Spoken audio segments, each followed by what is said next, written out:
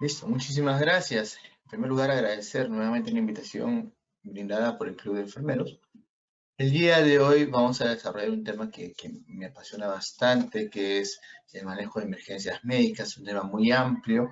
Hemos coordinado sintetizarlo en 4 puntos importantes para poder desarrollar en estos 2 días, de los cuales vamos a ver tanto la parte asistencial, la parte de coordinación, la parte del perfil profesional y la parte administrativa que también nos compete como licenciados de enfermería en el quehacer de una situación de emergencia, ¿no?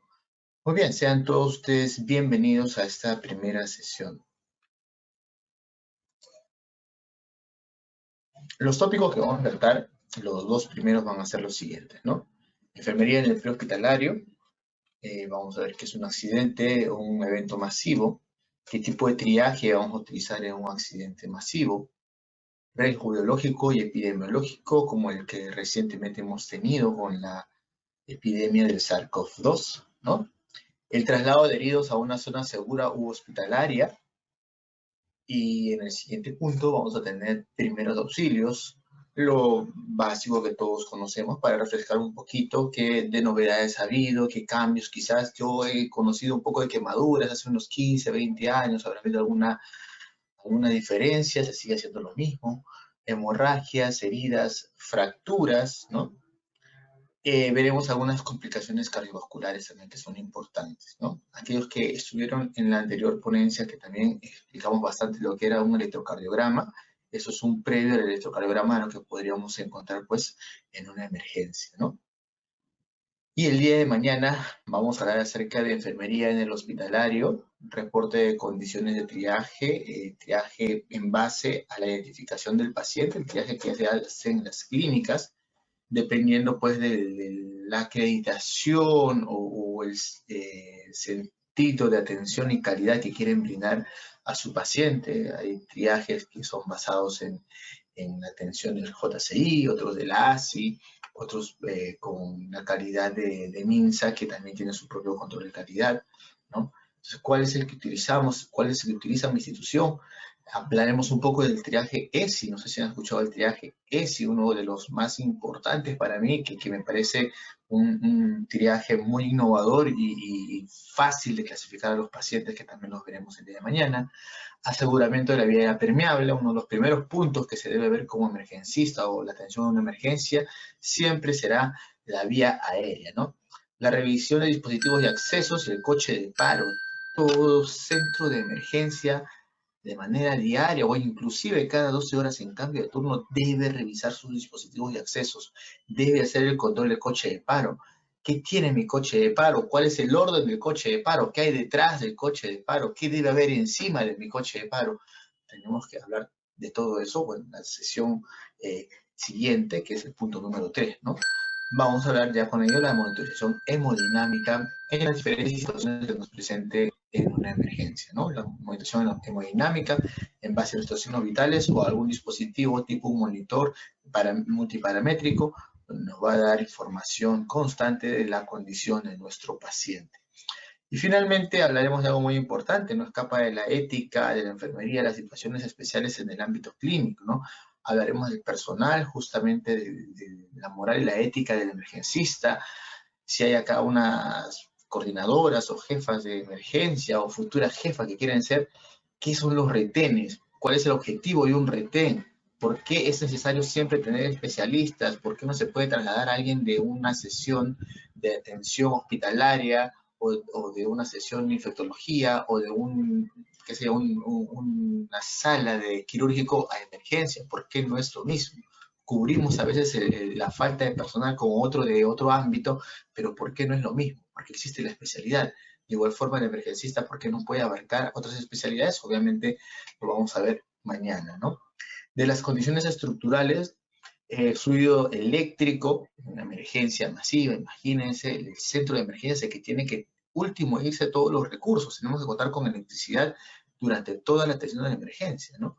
El sistema operativo, algunos utilizan en sus clínicas o en sus hospitales el GIS, en el Seguro Social utilizan otro sistema muy parecido al GIS, la disponibilidad de las camas, Y finalmente los recursos, pues, ¿no? Que debemos siempre implementar en nuestro servicio, monitores, soporte hemodinámico, sistemas de aspiración y flujo de oxígeno que no deben faltar. De eso hablaremos en la segunda parte de esta sesión. Esa es una frase que yo hace mucho tiempo lo leí, lo sinteticé y lo hice mío.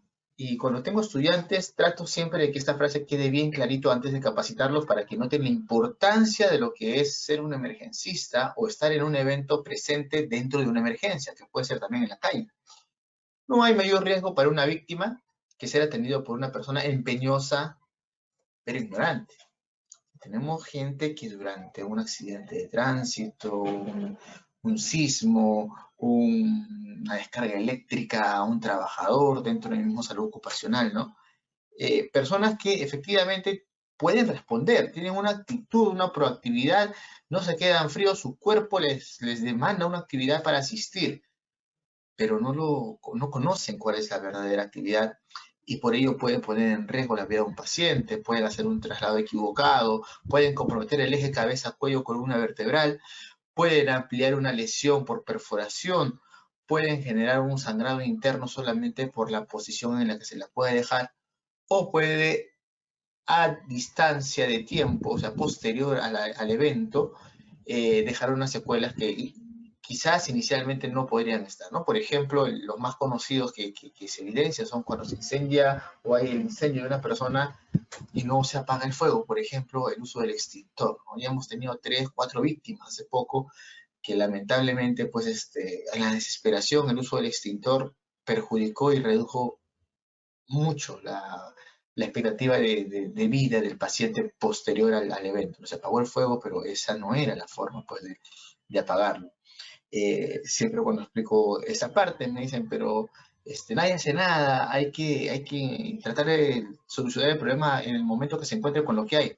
Cierto, hay que solucionar el problema con lo que realmente tenemos en esas circunstancias, pero no necesariamente lo que realmente tenemos también lo va a ayudar en ese momento, ¿no?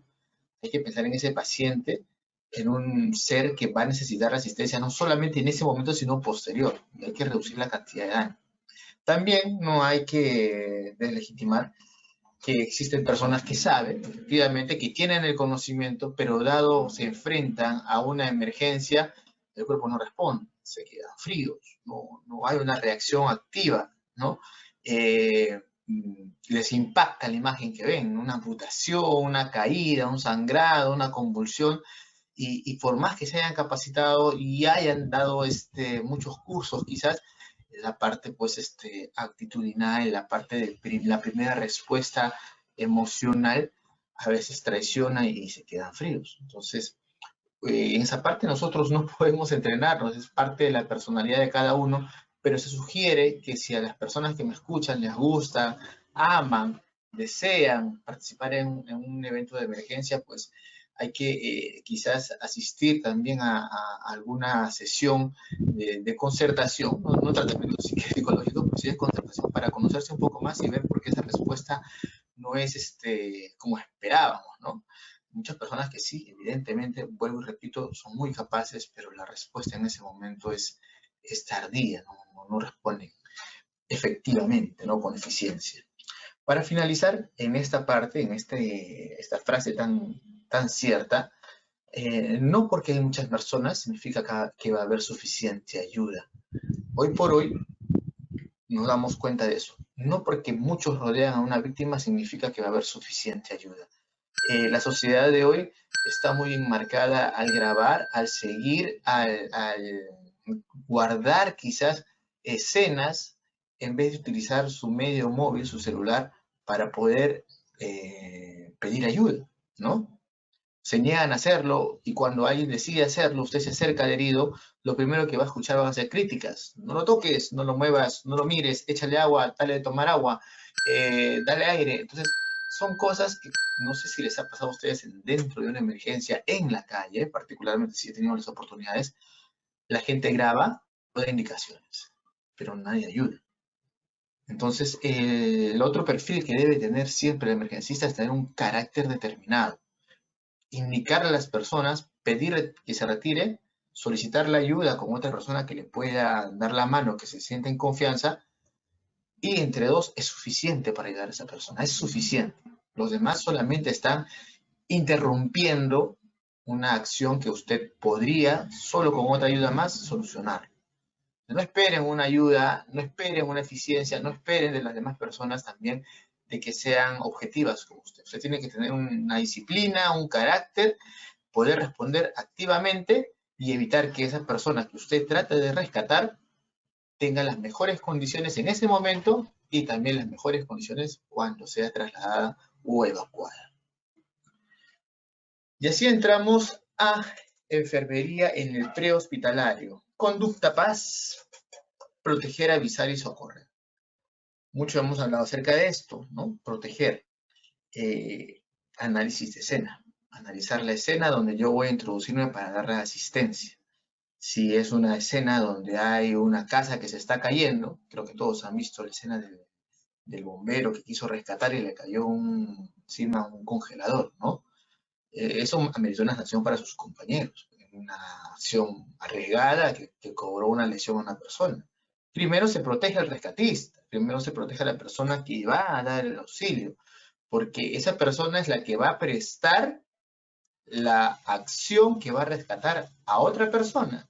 Si esa persona se hiere, ya son 2 heridos. Si yo si veo un accidente en la Panamericana Norte, la Panamericana Sur, a las 12 de la noche o 1 de la mañana, se tiene que interrumpir la vía mucho antes para yo acercarme a la víctima, porque si no, yo también voy a salir lesionado. Análisis de escena, proteger, primero yo, segundo yo, tercero yo, y luego viene la asistencia a la víctima. Avisar, los números que ya conocemos, el 106 para el SAMU, para los bomberos, 116 para el SAMU, 115 para las ambulancias de salud. Entonces tenemos que tener esos números ya guardados, inclusive el número de la policía, el 105, ¿no? El número del serenazgo de tu localidad también tienes que tenerlo guardado porque son números que efectivamente vas a necesitar.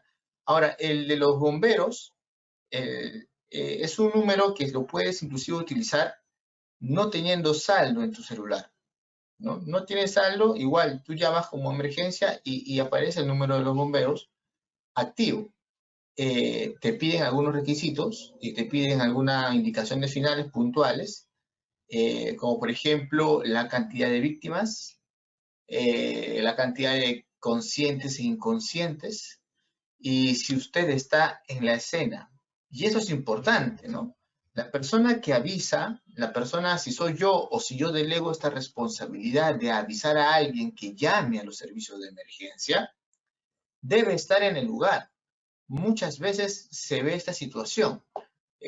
Usted pasa por un accidente al costadito, ¿no? Pasa con su vehículo, su combi, ve un accidente, un atropellado, y usted llama desde la combi. No me puedo quedar, tengo que irme a trabajar, tengo que ir a mi casa, tengo que ir a estudiar, pero no soy indolente, voy a llamar para que los atiendan mientras voy a mi casa. No se puede hacer eso, porque la persona que contesta al otro lado va a pedir datos que efectivamente tiene que corroborar a la persona que está en el lugar. Por lo tanto, para avisar, tienes que estar en el sitio del evento.